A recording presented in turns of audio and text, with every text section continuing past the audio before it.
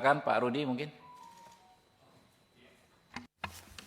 Terima kasih pimpinan, anggota DPR yang Komisi 3 yang saya hormati, Pak Kapolda beserta jajaran dan Pak Kapolres Jakarta Timur ya, Jakarta Timur. Mungkin saya mulai dari Polres Jakarta Timur.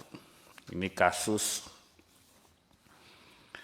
Pak Kapolres, apakah penangkapan, saya bisa bertanya langsung Pak, atau bisa Pak ya, pimpinan izin, apakah perintah penangkapan kepada tersangka, siapa namanya, Sugama Halib ya, Jos itu, nanti setelah viral di media, ataukah memang sebelumnya sudah ada perintah tangkap misalkan. Begitu naik gelar sidik, tersangka, langsung ada upaya tangkap, lalu tahan. Silakan Pak jawab Pak. Ya, terima kasih Pak yang terhormat Pak Roni. Kami sampaikan bahwa setelah naik Rudi namanya, Rudi Lalo, Pak Rudi. Rudal. Siap. Mohon izin, setelah naik sidik, kami melakukan pemeriksaan yang bersangkutan. Kita panggil untuk mau pemeriksaan sebagai saksi pada tahap penyidikan. Iya. Namun yang bersangkutan karena dan orang tuanya karena merasa sudah terancam. Sudah kabur ke Sukabumi itu. Mereka menurut keterangan kepada kami bahwa mereka ke Sukabumi itu karena ada tujuan untuk mengamankan diri dan ada informasi dari salah satu temannya bahwa di Sukabumi ada tempat pengobatan alternatif. Jadi mereka ke Sukabumi dalam rangka itu. Akhirnya kami berkomunikasi dengan orang tuanya dan orang tuanya meminta perlindungan ke kami untuk menjemput dan kami selanjutnya melakukan tahap penangkapan. Berarti sudah viral dulu. Siap, sudah viral dulu baru ada upaya menghadirkan tersangka. Kira-kira begitu Pak Kapolres ya.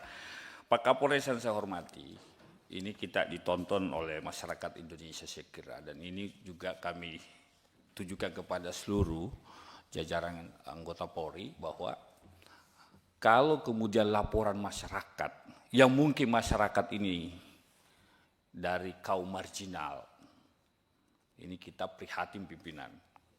Ya, kalau dia mentang-mentang dia kemudian miskin, orang kecil, kaum pekerja, ya, lalu kemudian laporannya diabaikan. Seringkali terjadi seperti itu Pak. Diabaikan Pak. Sehingga ini yang mencoreng, menjatuhkan kepercayaan masyarakat kepada Polri. Kita sayang kepada Polri Pak. Kita cinta kepada Polri Pak.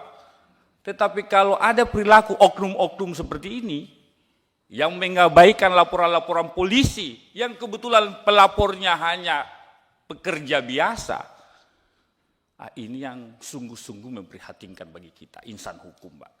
Kami Komisi 3 ini juga bagian dari Komisi Penegak Hukum Pak. Kami harus mengontrol, mengawasi kerja-kerja kawan-kawan di kepolisian Pak. Saya hanya, Pak Kapolri punya jargon presisi, luar biasa jargon presisi Pak. Tetapi praktik di lapangan tidak presisi. Yang rugi siapa? Sayang kan? Pak Kapolri punya mimpi mereformasi kepolisian Republik Indonesia, tapi langkah-langkah di bawah tidak dikerjakan oleh pasukan di bawah. Ini yang catatan saya Pak Kapolres, ya, karena kalau nanti viral baru kemudian ditangani, ya kita sampaikan kepada masyarakat Indonesia. Kalau mau masyarakat Indonesia mencari keadilan, mau ditangani, ya viralkan dulu kira-kira begitu. Kan tidak bagus kalau penegakan hukum seperti itu. Nah mudah-mudahan tidak seperti itu Pak Kapolres. Ini catatan saja pimpinan. Yang kedua Pak Kapolda, kami Pak Komisi 3 luar biasa fungsi pengawasan kami karena setiap kasus-kasus yang muncul menyita perhatian publik. Saya tidak mau menyebut kata viral. Saya menyita perhatian publik, langsung dilakukan rapat dengar pendapat. Pak Kapolda bisa dibayangkan kalau polisi tugasnya mengayomi, melindungi, ya kan? Lalu kemudian penjahatnya adalah oknum.